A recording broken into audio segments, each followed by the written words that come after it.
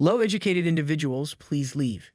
After hearing those words, I was unable to contain myself any longer. Chasen, my boss, who attended Oxford University, seems to be upset with me since I decided to start working as soon as I finished from high school. He constantly made fun of me, even during a welcoming party. People with low education, please leave my sight, he stated at the end. Others said, yeah, I should go too. Me as well, and one by one, everyone began getting ready to depart when I made the decision to follow his wishes. And sure enough, everyone went. Jason probably never thought you would wind up apologizing to me, a town he left behind. Ethan is my name. I work for an IT business as a programmer. I made my longtime pastime my job, and I like what I do. The field of programming is incredibly gratifying and exciting. Eating and sleeping are things I neglect while I'm working hard. That is my level of enthusiasm for this work. Ever since I was young, I've been interested in electronics, disassembling things like alarm clocks and vacuum cleaners, and of course I always reassembled them. But when I dismantled my father's cell phone, I really got into trouble. Though I fixed it, I was still barred from having snacks as punishment. I remember how challenging that was for me as a second grader. It was really tough. When I was in third grade, my teacher, Miss Anderson, said, soon you'll have a class on programming, so we'll give you a brief introduction to what programming is. That lesson completely captivated me, and I plunged deep into the world of programming. It felt like falling into a programming rabbit hole. Even though we only covered the basics in class, I went home and eagerly shared it with my parents. Today I learned about programming from my teacher, I said. My father, also a programmer, said, if you enjoy it that much, I can teach you more about programming. I hugged him and eagerly asked, really? Please do. I received my own computer and learned more about programming from my father, diving even deeper into this world. While my friends were obsessed with video games, I discovered I could create my own games to program, and that's precisely what I started doing. The games I created with my father's help were a hit among my friends who exclaimed, Ethan, you made this? Incredible. It's so much fun. I felt an immense sense of accomplishment when my programs worked as intended. Of course, my dream in the elementary school yearbook was to become a programmer. Throughout middle school, I remained obsessed with programming, and when it was time to choose a career path in ninth grade, I declared I aspire to work as a programmer immediately after middle school. Naturally, my teacher, Miss Thompson, immediately objected, advising, no, at least finish high school first. My parents also counseled, we understand your passion for programming, Ethan, but at least complete high school. But I remained determined and my eyes alive with ambition as I asserted, I want to start working as a programmer as soon as possible. After about 20 persuasive conversations with Miss Thompson and my parents, they finally said, even if you're not interested in certain subjects, they might be useful in the future. You're young, so you should broaden your knowledge beyond just programming. I still want to, I thought, considering my options. But then they proposed, if you attend a high school that allows part-time jobs, we'll let you work as a programmer at the company where I work. I instantly agreed, exclaiming, really? Then I'll go to high school. So I ended up attending high school instead of working right after middle school. Had I refused, Miss Thompson was prepared to involve the principal and vice principal. So I enrolled in a high school that allowed part-time work and immediately started my job. Of course, my workplace was my father's company. After being nurtured there for 3 years, I successfully secured a position at the same company upon graduating from high school. I transitioned from a part-time employee to a full-time employee, fulfilling my dream of working as a programmer. As a full-time employee, everyone at the company where I had interned admired me. I'm currently working on a major company's system construction, which has required me to be on a long-term assignment in the countryside, but I'm planning to return to the headquarters soon. And now, after the long-term assignment, I'm back at the headquarters. Hey Ethan, welcome back. I've returned. It's been quite some time. You seem to have excelled over there. I've heard positive things. I reunited with my colleagues after a considerable time and distributed souvenirs. Indeed, it had been a long time since I last saw everyone. As I reminisced about the familiar atmosphere of the office after a long time, a certain individual caught my eye. He was an older gentleman, sharply dressed in a suit. I wondered how I met him before. Just then, Tyler, a senior colleague, informed me, Ethan, you probably haven't met Jason yet. He joined the company during your assignment. He's now the manager of this department and was personally headhunted by President Smith from Oxford University. No wonder if he looked unfamiliar. Well, an Oxford graduate must be quite accomplished. I approached Jason to introduce myself. Jason, I'm Ethan. I was on a long-term assignment, so please excuse my delayed introduction. Ethan, I've heard quite a bit about you. I'm looking forward to working together, he responded with a smile, and we shook hands. He seemed pleasant, but then he unexpectedly inquired, Ethan, you appear quite young. From which university did you graduate? Surprised by the abrupt question about my education, I kindly responded, I joined this company straight out of high school. Jason's eyes widened. What? The company hires directly from high school, he exclaimed. I was puzzled, wondering if my high school graduation was really that astonishing. Perhaps for Jason, an Oxford alumnus, it was assuming it was the norm among graduates. I merely smiled and remarked, well, yes, I wanted to start working early. Jason then commented, I see. You must have had to start working early due to financial constraints. What a huge misconception. It wasn't for that reason, but clarifying such a significant misunderstanding seemed daunting, so I resigned to simply saying, anyway, I'm looking forward to collaborating with you, and returned to my desk. However, from that point on, Jason perceived me as merely a high school graduate. He assigned me menial tasks like photocopying documents, sorting trash, and managing mail, all tasks anyone could perform. He didn't involve me in any programming work. I advocated for the opportunity to engage in programming, as it was my expertise, but he dismissed it, laughing, no, you're just a high school graduate, right? I'm assigning tasks that fit your level. I was excluded from the projects I had been handling. According to Jason, it's unprofessional to have a high school graduate leading projects. I felt regret for the clients and colleagues to whom I couldn't properly transition the work. But Jason, as expected of a manager who was headhunted, was an exceptional programmer and operated at an incredibly fast pace. I thought, if only he were less competent, I might have had a chance to prove myself. But I kept these thoughts private. So I found myself unable to challenge Jason and silently followed his commands. Some seniors tried to advocate for me to Jason, but I didn't want them to face repercussions on my behalf, so I requested their refrain.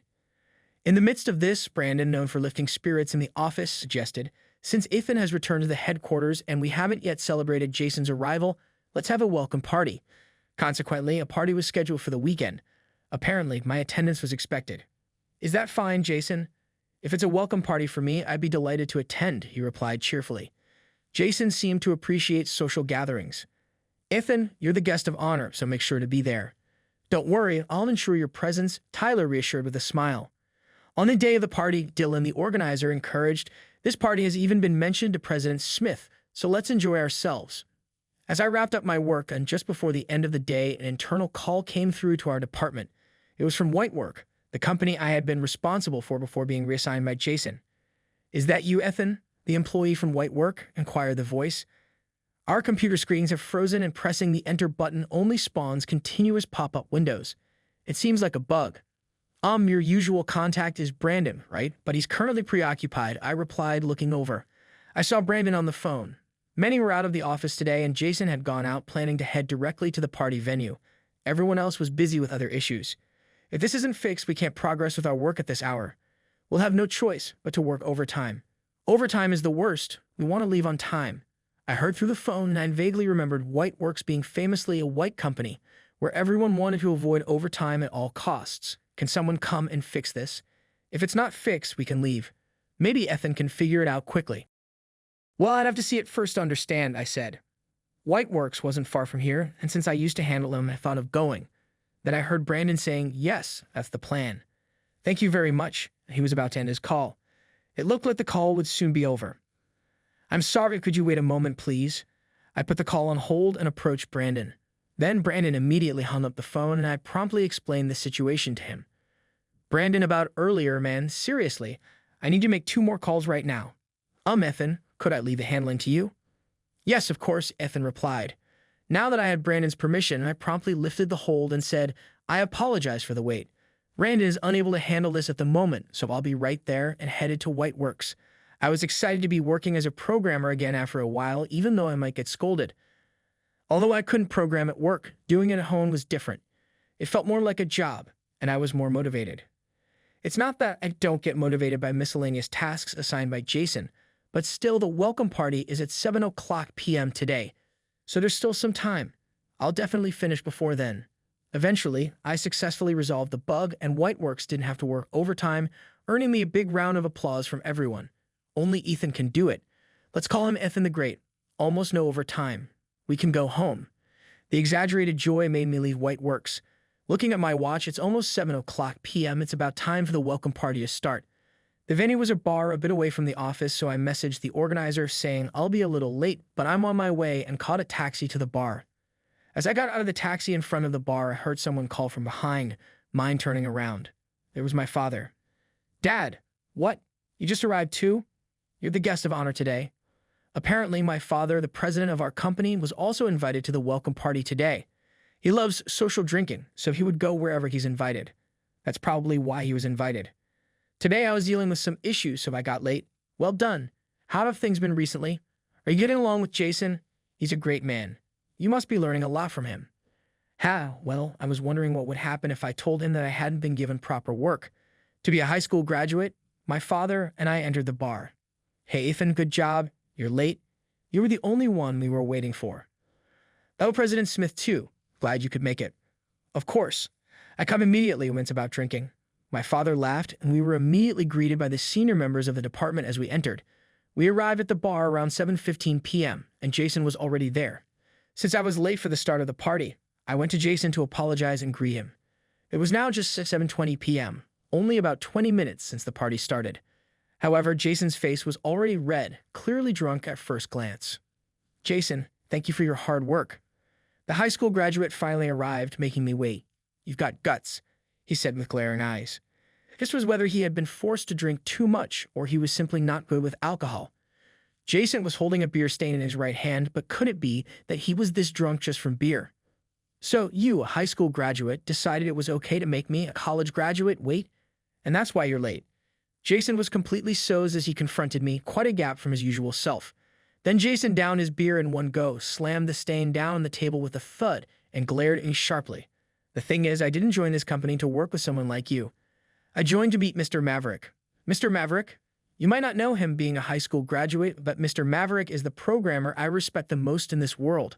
The beauty of his programming is unmatched. Seeing that perfectly crafted, flawless program developed by this company changed my life. Anyone would be impressed by him after seeing it. Is that so? I said, then Jason started drinking beer again. The gap in his fervor was astonishing, but perhaps it was time for him to stop drinking beer. As I was thinking this, Jason slammed the beer stain down on the table again. Maybe the beer stain itself was reaching its limit. That would be serious if it broke. And yet, even after joining, I still have no idea who Mr. Maverick is. And there are people like you, a high school graduate, working here. People who couldn't even go to university in the US are practically inept. Hey, bring more beer. No, Jason, you got enough. I tried to stop him, but that seemed to irritate him even more. What's with that attitude for a mere high school graduate? People with low education should get out of my sight. I couldn't take it anymore after those words. All right, I understand. I'll take my leave. I've never been ashamed of being a high school graduate. I don't know what he has against high school graduates, but continuing the conversation with Jason would only result in more insults. I decided I didn't want to be in the same space as him any longer and started preparing to leave, saying, "Excuse me, but I have to leave early," to the organizer, Dylan. Then Brandon raised his voice, "Jason, that's enough. Ethan may be a high school graduate, but he is one of our most competent employees. I can't stay with someone who keeps insulting Ethan like that. I'm leaving too. Ethan, let's go." And Brandon started preparing to leave. Right, I'm leaving too. Me too. And one by one, our senior colleagues began preparing to leave. No, please stay and drink. I tried to persuade them, but they retorted, "How can we drink after hearing all that about our dear junior?" Right, Ethan, let's go drink somewhere else. Hey, that sounds great. I'm in. 2. Hey, don't leave me here. I was pulled away by Brandon as our entire department really did leave the bar. The only ones left behind were Jason and my father, the president. The next day after that dreadful drinking party, when I arrived at work, the first thing Jason did was almost prostrate himself and apologize. I'm very sorry for yesterday. I heard from President Smith that I was drunk and carried away by the alcohol. I apologize. You heard everything, didn't you, Jess? I also heard that you are Mr. James's son and that you are Mr. Maverick. I heard my father told you everything. After we left the bar yesterday, my father left alone with Jason and told him everything about me, that I am Mr. James's son, that I had been around the company since its inception, known by all employees from upper elementary school, that I was more knowledgeable about programming than anyone in the company, giving advice to employees even as a child, and that the Mr. Maverick Jason spoke of was actually me. At first, he didn't believe it, but he came around when I said there was no benefit to lying. Yes, the programmer Mr. Maverick that Jason had been talking about was me. The origin of the name comes from my real name, Ethan. The perfect program that Jason had praised so much was something I had created while working part-time during high school. I was perplexed to be praised so much and to be called Mr. Maverick. So I heard from other employees that you've been sidelining my son as a mere high school graduate, not giving him proper programming work. Jason's face went pale. Well, my son chose to finish high school, and I even had to persuade him just to attend. Would you have given him even less work if he was only a middle school graduate? That's not what I mean. If you judge people solely by their educational background. Losing trust in you with that, my father left Jason behind and walked out of the bar. By the way, since the organizers were too angry and left, my father ended up paying the bill with his card. Maybe I should bill Jason for ruining the party, my father said, clearly not amused. It was really just the alcohol. I was drunk, Jason said weakly. But you've always looked down on Ethan for being a high school graduate. Brandon raised his voice in defense. Ja, are you going to flip-flop now that you know his father is President Smith? Or are you trying to cozy up now that you know Ethan is Mr. Maverick? We still haven't forgiven you. The senior has gotten increasingly noisy. Jason mumbled, That's not what I meant. Looking flustered, he fled as the situation became unmanageable. The phone rang loudly. When I answered the phone, I heard a voice saying, Please help me. I felt a strong sense of déjà vu, but the caller wasn't from White Works from yesterday. It was a different client company. Hearing their story on the phone, I inadvertently exclaimed, What? Causing everyone who had been making noise until just now to look over at me. The call was about a more significant malfunction that had occurred after a recent issue they thought had been fixed. The person in charge of it was Jason. Can you absolutely fix it by tomorrow? We can't work like this. Could you please explain the details of the malfunction first? They said. They would send the details of the malfunction in an email, which promptly arrived. For Jason, we all gathered around the computer to check the mail and were shocked by the massive amount of content. This amount of malfunction by tomorrow? That's impossible. This is an unreasonable request. While everyone was outraged, the content seemed manageable, not too difficult. Maybe we can do this, I reassured Jason. It's okay. We can handle this. In response, he shouted, What are you talking about? Is this some kind of revenge on me? Don't be ridiculous. Yes, it's a lot, but the content doesn't seem too hard. I replied, Indeed, the content doesn't seem too different from the previous bug. After reviewing the email contents, he muttered, Right, we'll be okay. We can manage it today if we all work together. I told my seniors, I really appreciate you all getting angry on my behalf, but let's prioritize our work now. Our important client is in trouble, and we shouldn't let them down any further. You're a good guy, Ethan, right? Clients come first, not Jason, but we'll make sure to settle things later. Despite some of us threatening words, we decided to focus on the task at hand. All right, let's all work hard together, I said, raising my right hand. Then everyone joined in, cheering, oh, in unison. Everyone, I'm sorry to ask, but please help out. I will distribute the party mails detailing the bugs. Can those who can start working on it right away please begin? Yes, almost everyone from our department, including myself, took on the task, and we managed to resolve all malfunctions just as the date was about to change. We're done. Everyone seemed exhausted, including myself. Jason, too, was sprawled across his desk. We just managed to make the deadline. It's good that we finished. I thought it was impossible, but we did it. Of course we could. Jason is competent, but so is everyone here. All excellent engineers and programmers. Brandon, who said that, also looked completely exhausted, usually so energetic and the mood maker of our team. Thank you, everyone. I'm sorry for causing all this trouble. It's too late now. We're expecting better from Jason in the future. As everyone was too exhausted to even get up, I was called by my name. Ethan. It was Jason. Yes. In a rush, I lifted my head, but was told, stay as you are. That's fine. Thanks to you, we were saved today. Thank you. No, I didn't do much. I'm sorry for not letting you work as a programmer before today. I experienced your excellence as a programmer firsthand. I truly realized you are Mr. Maverick. I'm genuinely sorry for treating you poorly just because you are a high school graduate. I'm planning to tell President Smith. I'm ready for any punishment.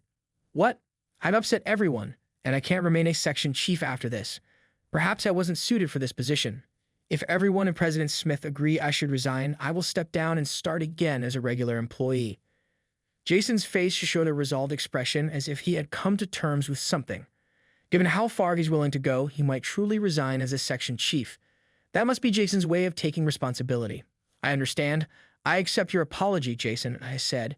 Today, programming education starts as early as elementary and middle school, and there are even programming schools.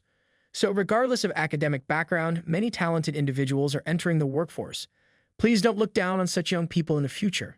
I swear I won't do that again, Jason promised. Your skills, Jason, are truly impressive. You fixed the bugs effortlessly, and your instructions to everyone were spot on. You even provided subtle support. I believe you're still suited for a leadership role like a section chief." When I said that, Jason looked like he didn't expect such words, but finally said, "Ah, thank you." A few days later, Jason really was demoted from section chief and became a regular employee like us. My father said maybe demotion wasn't necessary, but Jason stubbornly replied, "I can't accept it." So Brandon, the mood maker of our department, became the new section chief, and we continued to work hard as Jason became my desk neighbor. We talked more and seemed to get along better than before. Then I asked Jason something I had always wanted to know. "Jason, what was Oxford University like?" "Are you interested?" he asked. "Yes, I've always been curious, but never had the chance to ask." Jason responded to me saying, "All right, let me tell you about it." He has become much more amiable. Then Jason shared various details about Oxford University. It's located in the heart of Oxford, a famous university with many notable alumni. The campus is incredibly vast, almost like a town in itself. There's joint research with venture companies. Many students are entrepreneurs, and there's a diverse international community allowing for plenty of interaction. Amazing. I'd like to visit there someday. Your eyes are sparkling just imagining it. Seems fun. Why not join a campus tour designed for tourists? That sounds fun, but actually, I've been thinking about going to college lately. When I said that, Jason exclaimed, "What, Ethan? You're considering college?" "Well, after being called a high school graduate by you, I started to think about it." "Ethan, are you being sarcastic?" Jason glared at me, so I replied, "No, not at all, though secretly there was a bit of sarcasm.